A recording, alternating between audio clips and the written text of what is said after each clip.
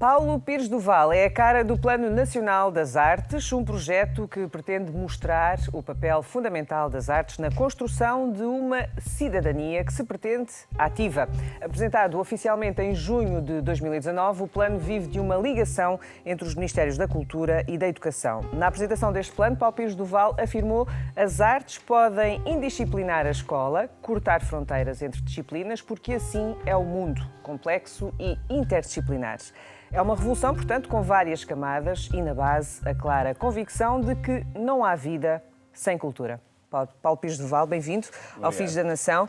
Portanto, este Plano Nacional das Artes é uma revolução social lenta, necessariamente. Nós citamos logo no início do plano uma frase do Bruno Munari, um grande criativo e designer, que afirma que a árvore é a explosão lentíssima de uma semente. E, portanto, acreditamos que é uma explosão, nesse sentido também revolucionário que agora dizias, mas que é uma revolução lenta, temos consciência disso. Mas dizer também, por outro lado, que aquilo que estamos a sentir agora no terreno, no território, pelo país, é que essa revolução já está em marcha. Já estava antes de nós chegarmos e, portanto, nós não estamos a inventar a pólvora, neste caso. Há já muitas instituições, organizações, pessoas no território, seja nas escolas, seja nas autarquias, seja artistas nas diversas possibilidades que têm, a fazer atividades absolutamente extraordinárias. Portanto, temos várias peças de um puzzle que já está espalhado, não é? E agora estamos a unir essas peças, é isso? Isso mesmo, dar-lhe estrutura. No fundo, aquilo que queremos com este plano é criar estrutura política, legislativa, territorial, para que mais se possa fazer. Nesse ponto de vista que há pouco apontavas, que a cultura tem um papel determinante na constituição da comunidade, na construção dos cidadãos, na forma como se compreendem, se vê, se podem projetar, ou seja, não apenas a partir do que já são, mas do que podem vir a ser. E a cultura tem essa grande responsabilidade de ser o depósito da humanidade e um depósito sempre renovado. Portanto, essa possibilidade de, a partir dela, nos construirmos a identidade enquanto pessoas, mas também enquanto comunidade. Paulo, como é que tu apareces dentro deste Plano Nacional das Artes? Foi um convite que te foi feito? Como é que o recebeste? E como é que as coisas começaram a moldar na tua cabeça para depois se visualizarem neste projeto? Olha, foi um convite, sim. A Sra. Ministra da Cultura, a Graça Fonseca, telefonou-me com esse desafio, com essa proposta. Tu já tinhas ouvido falar de um Plano Nacional das Artes? Não. Já tinhas pensado num tipo de estrutura desta natureza? Não, a minha relação tem sido, a minha relação com o âmbito cultural tem sido a partir da curadoria, de modo especial, da formação de futuros educadores e professores e do ensino. Portanto, essa tem sido as minhas áreas. A minha área de formação é filosofia e continuo a fazer filosofia na curadoria. Julgo que é assim uma forma de extensão também do pensamento e de uma proposta de reflexão e de sentido, uma proposta de experiência de sentir e de sentido.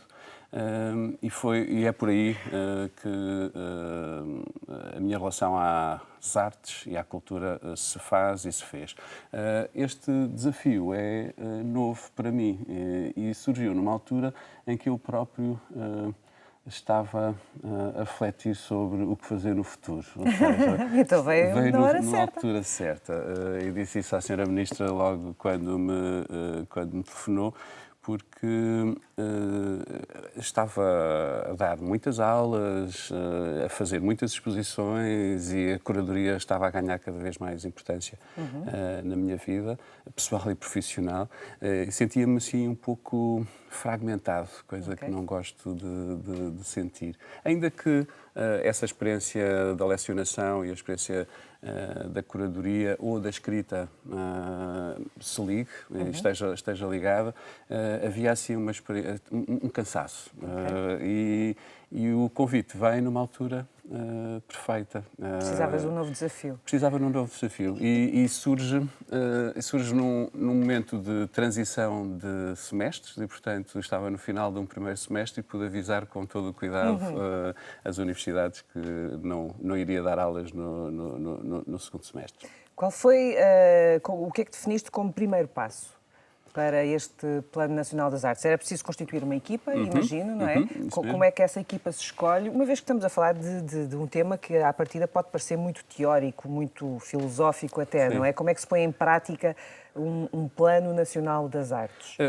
O princípio é esse, ou seja, constituir a equipa. Foi logo a primeira... Quem é que te interessava? Qual era o currículo que te interessava? Interessava-me alguém que tivesse uma relação com o terreno e depois interessavam-me pessoas de áreas distintas, ou seja, da mesma maneira que depois plasmámos a noção de interdisciplinaridade e de indisciplinaridade, como dizias, Cláudia, interessava muito criar uma equipa em que pessoas com diferentes competências, capacidades, conhecimentos e percursos se pudessem juntar para pensar juntas, para pensarmos juntos este projeto. E foi isso que comecei por fazer, ou seja, a criação de uma equipa onde está, por exemplo, a subcomissária Sara Barriga Briguenti, que vem do Museu do Dinheiro, foi ela que o constituiu e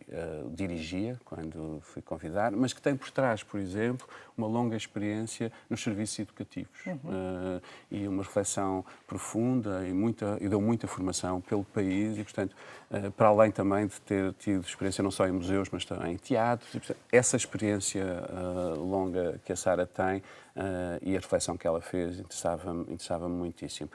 O subcomissário Nuno Pólvora, que vem do âmbito da administração, vinha do OPARTE, mas também com experiência no campo da música, traz uma mais-valia também a este plano, da mesma maneira que depois na equipa técnica, e logo no início foi esta a equipa que nós constituímos, entretanto ela tem crescido e continua a crescer, mas na equipa técnica a Maria Amélia Fernandes, que vem da área do património, dos museus, e a Maria Emanuela Albergaria, que, sendo professora de raiz e tendo formação em antropologia, tem trabalhado muito nos últimos anos no âmbito dos museus com a comunidade. E neste caso até com a comunidade na ilha de São Miguel, dos Açores, de onde veio também para este projeto, tendo passado pelo Conselho Nacional de Educação e a Maria Emília Berderote, que foi muito simpática, deixou-me roubá-la ao Conselho Nacional de Educação. Portanto, essa experiência também de olhar para o ensino e a educação em Portugal era uma mais-valia. Entretanto, com o crescimento do plano e com a necessidade que temos de chegar no território a mais sítios, pedimos ao Ministério da Educação a mobilidade de 2 professoras que estão a trabalhar connosco e que, só para perceber também a diferença da equipa que interessava constituir, uma vem de artes visuais, a Maria João Tudela, e a outra da matemática, a Maria João Brava. E, portanto, nós queríamos um olhar multidisciplinar também, muitas valências para que este plano se possa, de facto, concretizar. Tu já falaste aqui da pessoa que vai entrar agora na nossa conversa e que traz o conceito de viagem, precisamente como descrição deste Plano Nacional das Artes. Vamos ver. Tenho imenso gosto em poder participar e fazer esta surpresa ao Paulo. Em falar-vos um pouco sobre o Plano Nacional das Artes, partindo provavelmente de uma ideia que é muito forte no dia-a-dia do plano, que é a ideia de viagem, a ideia de que nada podemos fazer se não conhecemos bem o território e aqueles que são os agentes desse território, as pessoas a quem destinamos esta ação e aquilo que é o propósito do Plano Nacional das Artes. Então temos passado muito tempo em trânsito, num trânsito que se baseia fundamentalmente na escuta e na partilha de ideias e que nos está a permitir conhecer esse território. Uma das ideias muito fortes no plano é de que ele não existe dentro de uma forma estanque, é uma espécie de organismo vivo e mutante que se vai adaptando a cada lugar e que, ao ser apropriado pelos agentes desse lugar, toma a sua forma e a sua identidade. Fizemos um plano pensando justamente nisso, de que ele não poderia ser uma diretiva, mas apenas uma direção, uma proposta. O princípio da comunicação é hoje um princípio fundamental para o exercício de uma cidadania plena, de uma cidadania esclarecida, e o plano tem aí também um dos seus fundamentos, esta possibilidade de contribuir para um cidadão mais esclarecido e um cidadão mais participativo naquele que é o meio onde ele se move. A cultura é um lugar de encontro, é o passado que nos permite escolher o que queremos vir a ser amanhã, e o património é justamente algo que flui como uma herança de um ponto para o outro. Há esta ideia de responsabilidade inerente ao plano sobre a forma como trabalhamos com esse passado, a partir desse passado, e como gostaríamos de criar algo que é presente, mas que pode ser também o passado de quem nos virá a suceder. Enfim, era isto que também vos queria trazer para a vossa conversa, e muito obrigada também pela possibilidade de estar convosco e de participar. Obrigada a nós, Sara Briganti. Fazia todo sentido a Sara entrar aqui nesta nossa conversa. Paulo... Até porque permite-me, Cláudia, sim. dizer que este plano, como a Sara também agora dizia, deseja ser o mais participativo e comunitário possível. Este caráter plástico, da sua plasticidade, é fundamental. A minha questão em relação ao Plano Nacional das Artes é da visibilidade, ou seja, como eu disse no início, este é um trabalho que é feito por camadas, não é? Mas também se estende, não é? Mas não é necessariamente visível, ou seja, vai ser visível através das iniciativas dos municípios, das escolas. Isso mesmo. É disso que estamos a falar, não é, Paulo? Ou seja, há a possibilidade, obviamente, de o tornarmos mais comunicado e visível.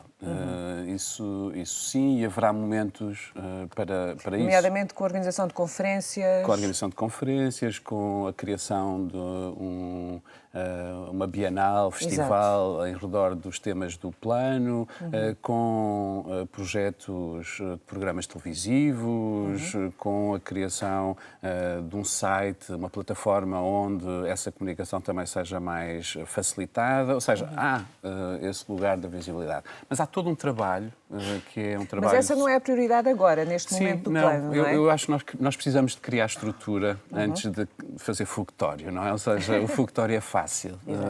E também acaba depressa, e não é? acaba muito rápido, é isso mesmo. Ou seja, temos também no plano essa consciência de que, se é fundamental a comunicação, é bom que se comunique quando já há alguma coisa para comunicar. E para já tem uma janela de 5 anos, não é? O plano, como estávamos a conversar, tem esta estrutura de missão que apresentei, à qual vão sendo acrescentadas pessoas também consoante a necessidade que temos de determinados trabalhos, e esta estrutura de missão, logo no início, apresentou em junho definiu um plano estratégico para os próximos 5 anos. Ao fim destes 5 anos será avaliado e mais outros 5 anos se seguirão com um novo e com um corrigido plano estratégico. Ou seja, o Plano Nacional das Artes foi criado com um horizonte temporal de 10 anos. E essa possibilidade de pensarmos a 10 anos, para já a 5, mas a 10 anos, também permite não olhar simplesmente para a superficialidade da rapidez e do imediato e, portanto, ter que fazer a correr em cima do joelho, mas pensar e a estabelecer aquela semente que há pouco no início falávamos, aquela árvore, para essa explosão que é lenta, podê-la estabelecer bem e, portanto, criar raízes. E essa árvore está a ser plantada nas escolas? Ou seja, as escolas são o principal enfoque nesta altura? Porque normalmente, quando se ouve falar do Plano Nacional das Artes, vai-se sempre falar de educação. Fala sempre de educação, não é? Mas permite-me só corrigir essa imediatez do pensar logo as escolas. Julgo que, ao olharmos para os planos anteriores, encontramos duas fragilidades. Uma primeira foi que eles pensaram só nas escolas. Pois. Ou seja, pensaram que o território onde se devia atacar era as escolas, até porque parte-se muitas vezes do princípio, no âmbito cultural, nas instituições culturais, de que a culpa de tudo isto é das escolas, não é? Ou seja, o sistema de ensino, o ónus tira-se para cima do outro. É fácil, não é? E não há tantas vezes um olhar autocrítico, de autoanálise para perceber porque é que os cidadãos não entram nos museus, ou não vão mais ao teatro, ou seja, há tantas vezes uma incapacidade de o fazer e por isso passa-se a responsabilidade para o outro. E, nesse sentido, a proposta do Plano Nacional das Artes foi criar medidas que pudessem olhar para o sistema de um modo completo ou mais completo. E, portanto, temos medidas que se dirigem às câmaras municipais, aos municípios, por exemplo, planos estratégicos municipais de cultura. Grande parte do país não tem planos estratégicos municipais. Tem programação cultural. E o que vocês fazem é sugerir ou entregar? Não, entregar nunca. O que fazemos, para além de propor, é acompanhar. E, nesse sentido, por exemplo, nestes planos estratégicos municipais de cultura e educação, aquilo que fizemos foi criar uma metodologia para poder acompanhar e ajudar os municípios que assim queiram. E o que vamos fazer, o que propusemos já, e vamos avançar com os municípios do centro, com a ajuda da doutora Sana Menezes, que é diretora regional de cultura do centro, e com os municípios do centro vamos avançar já e logo a seguir queremos continuar com outros, que é criar um modelo de plano estratégico e essa criação de modelo foi pedida à Universidade do Minho, um instituto de investigação da Universidade do Minho, depois dar formação aos técnicos das câmaras que assim quiserem. Portanto, para essa formação é de quanto tempo? Será longa, a ideia é que seja formação à ação e, portanto, eles possam desenvolver, à medida que vão também compreendendo o modelo, desenvolver já o seu plano estratégico. E tem havido receptividade? Há muita gente que quer participar? Muita receptividade. Tem sido uma imensa alegria perceber quanto os presidentes das câmaras, os vereadores de cultura e da educação desejam muito que tal aconteça e vamos fazer. Só que havia aí uma lacuna e que apareceu e que de repente é isso mesmo. Está a aglomerar-se à volta. Essa é a experiência que temos tido. É como se o plano chegasse numa altura certa, não é? Assim, em que existe sede, não é? À vontade, isso mesmo. E nós queremos muito trabalhar com esse desejo. Nós não vamos ou não temos estado a ir bater às escolas ou bater à porta das autarquias para dizer façam. Não, aqueles que queiram trabalhar connosco, nós estamos muito disponíveis para trabalhar, mas desejamos esse desejo. Ou seja, há assim uma espécie de pedagogia do desejo que nós queremos trabalhar, perceber que nada se faz sem vontade e muito menos nestas áreas. Portanto, há assim uma expectativa que nós sentimos que a imagem da sede é bonita, porque essa de uma terra sequiosa que desejava que alguma coisa pudesse acontecer. Não é? E que nós sentimos que temos um papel que é ligar estes diferentes setores, não é? A vantagem de termos o Ministério da Cultura e da Educação é também essa, porque de repente as estruturas culturais, os artistas, que têm muita vontade de trabalhar também tantas vezes nesta relação com a comunidade, com a comunidade escolar em particular, mas não só. A ideia é abrir a ideia de educação ao longo da vida. Foi logo pois, uma das esta questão do património também, não é? Que normalmente o património fica-se para a celebração de datas, não é? E a ideia é tornar esse património vivo, porque ele está vivo na conversa, na vivência, não é?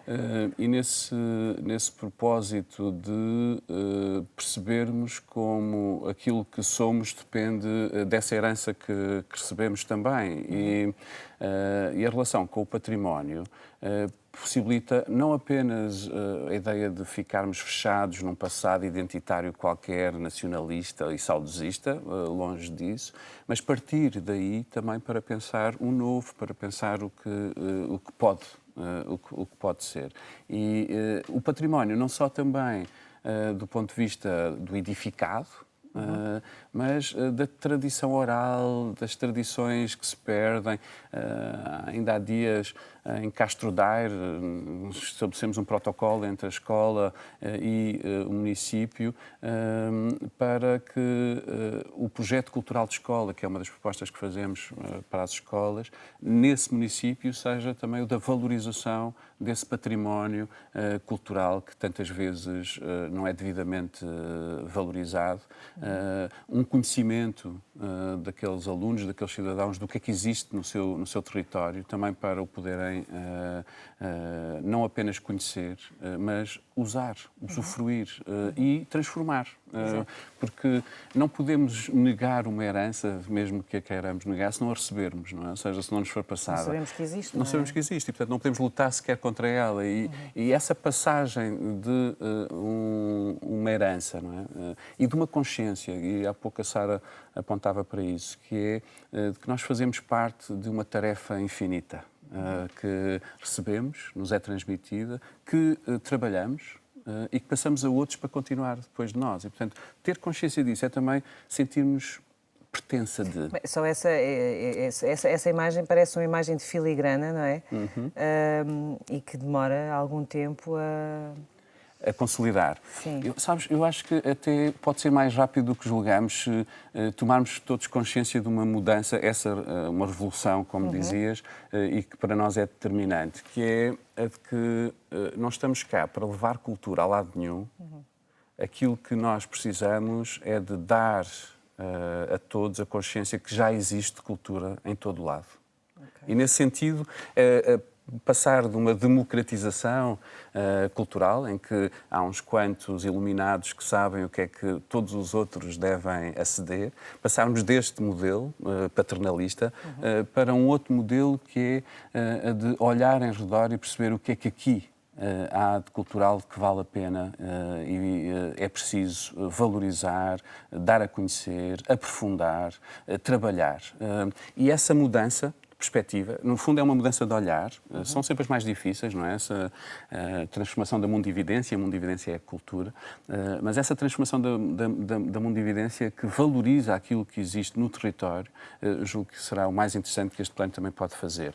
E depois ajudar a que o que falha, o que falta, possa lá chegar, portanto fazer circular, não é? Ou seja, temos no território valor, temos no território cultura, em todo lado. Temos que partir daí e de valorizar isso. E depois perceber o que não está lá ainda e poder ajudar a que chegue lá. Mas numa ideia pouco paternalista, como há pouco, como dizia, porque essa não vai dar frutos. Eu julgo que... já não faz caminho. Não faz caminho. Se nós conseguimos passar dessa democratização para a noção de democracia cultural, essa ideia de que todos têm algo a dar, que em cada lugar, em cada comunidade, em cada pessoa, há algo que pode trazer para a experiência cultural, porque já traz, já existe, é preciso olhar para ela, não é? Iluminá-la. No fundo, é ver o que está à frente dos olhos. Reportá-la. Ver o que está à frente dos olhos. E tantas vezes é o mais difícil de ver, é o que está à frente dos olhos. Exato. Paulo, e em termos de orçamento, está tudo estruturado de forma a que o plano não se fique pelo meio caminho? Que dinheiros é que existem? Tranquilos nesse capítulo? Tranquilos nunca, mas gostamos de estar inquietos. Temos consciência de que o plano nunca se fará só a partir de um orçamento central. Ou centralizado no Estado. E, portanto, precisamos de trabalhar uma questão que é da responsabilização cultural e da responsabilização cultural de todos. A nível regional? Autárquico, como dizia há pouco, mas também das empresas e da forma como elas participam no tecido cultural. Pode ser no seu território, no seu quilómetro quadrado. Mas essa participação naquele quilómetro quadrado é determinante para ele.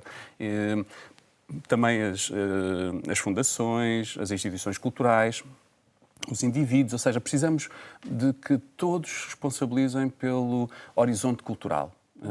Da mesma maneira que já nos vamos responsabilizando pela pegada ecológica, temos que nos responsabilizar também por uma valorização da cultura no território. Mas cultura ainda é uma palavra que causa... que tem uns anticorpos na nossa sociedade, não é? É um palavrão, às vezes. Em determinados ciclos parece que é um palavrão falar-se de cultura. O que é tremendo, porque não há vida... Será uma questão geracional? Não, tem raízes antigas, porque se olhou para a cultura sob o ponto de vista elitista, ou seja, transformou-se a palavra cultura não naquilo que ela é, que é, aliás, e se formos à origem etimológica da palavra, ela vem de agricultura, porque é essa relação com o arar de cada um, no sentido do indivíduo, mas também da comunidade que a cultura faz. É bom recuperar essa imagem. Porque eu não consigo compreender o que é uma vida sem cultura. Uma vida humana sem cultura não existe. Não existe... Falta-lhe humanidade. Isso mesmo, falta-lhe aquilo que é o determinante da vida humana. E não apenas do bios, não é? Da vida mais imediata e natural. E, portanto, essa transformação de natureza em cultura e a sua interação é determinante para partirmos daí. Ou seja, de que a arte faz parte da vida, que o património faz parte da existência e não é uma estrada paralela. E que tantas vezes aquilo que aconteceu foi transformarmos a cultura nessa estrada paralela, ao lado. E nesse sentido, citamos muitas vezes e usamos assim como palavra de manifesto, porque é mesmo não apenas uma estratégia, é também um manifesto, aquilo que propomos aqui, uma frase da Sofia de Mello Breyner que diz que a cultura não existe para enfeitar a vida. A cultura existe para a transformar. E essa mudança de perspectiva da cultura como enfeite, da cultura como decorativa, para a cultura como transformadora, melhor, a cultura como aquilo que nos constrói e que nos faz ser aquilo que somos. É determinante. E não falo, e isso é que julgo que é determinante, nessa noção só da alta cultura ou de uma cultura elitista. Também sem separar o contemporâneo e as linguagens contemporâneas dessas outras que nos chegaram do passado. E, portanto, há um olhar sobre este todo no qual vivemos, não é? Porque é preciso perceber que a cultura é esse ambiente que nos permite ser aquilo que somos, que é determinante. Ou seja, não separar a arte da vida. Em jeito de conclusão, Paulo, o que seria para ti um manifesto de que o Plano Nacional das Artes está a funcionar e está a seguir por um caminho que era aquele que vocês pretendem? Que tipo de manifestação é que te poderia sugerir essa realidade? Várias, não é? Ou seja, como há pouco dizia, nós não nos dirigimos apenas às escolas porque temos consciência de que nada mudará nas escolas se também a estrutura à volta não mudar. E a estrutura à volta passa pelas universidades e pela forma como na universidade também se dá importância à cultura e aí desejamos muito que se pense e que se possa dar passos sobre como é que a cultura, no seu sentido mais lato, pode fazer parte do currículo da universidade também, para que essa perspectiva... Isso é... Eu não consigo compreender como é que ainda não se fez, não é? Que é consciência... Mas dentro daquilo que nós vemos que é a realidade, esse será um passo... importante, não é? Uou, que é gigante. Imagina a possibilidade de... E já estamos a trabalhar com algumas universidades e alguns politécnicos para que isso possa fazer e pensar e ver como a possibilidade de uma disciplina semestral possa ser feita por acesso cultural, por fruição cultural. Haver uma lista de teatro, filmes, exposições, museus. Apetece, não é? Ou seja, poder fazê-lo e isso é determinante. Da mesma maneira que queremos dizer aos professores, não só aos universitários, mas agora até pensar os professores do ensino até ao secundário, dos 12 anos, e aos educadores, antes disso, aos professores que a sua formação também depende da fruição cultural. E, nesse sentido, a formação dos professores, que está aqui também inscrita como uma das medidas, pode passar e deve passar também pela fruição cultural. Ver um espetáculo e depois poder conversar com os seus autores a seguir, acredito que é tão formador quanto uma ação de formação pensada nos termos clássicos do workshop ou do seminário, que tem o seu lugar. Tem o seu papel, mas este da fruição cultural é também imprescindível. Portanto, a relação direta com a obra e não já ou apenas com interpretada ou... isso mesmo. Ou com outra observação de outras pessoas. Sim, ou então racionalizada.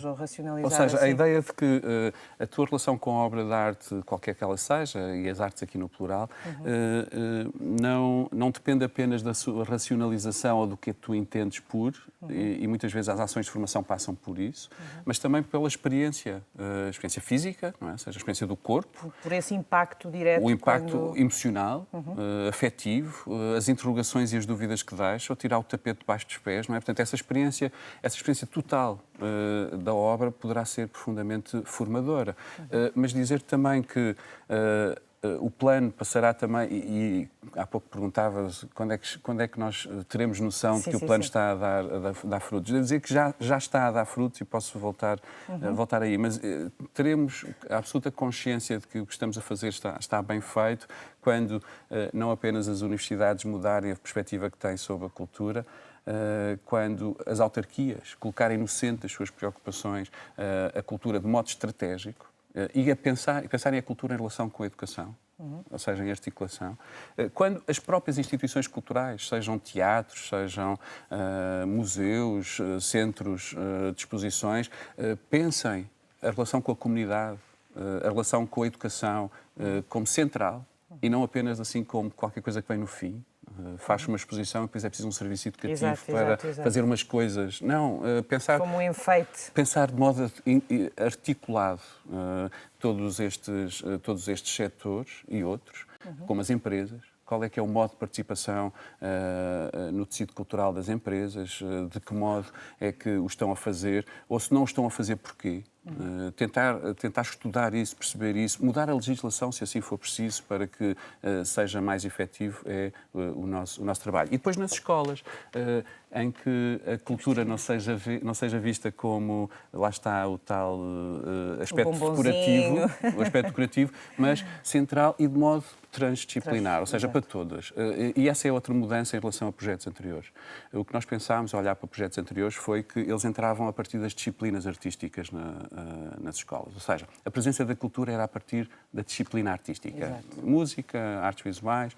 A nossa proposta é atravessar a escola e tornar a escola aquilo que ela já é, tantas vezes, é um polo cultural.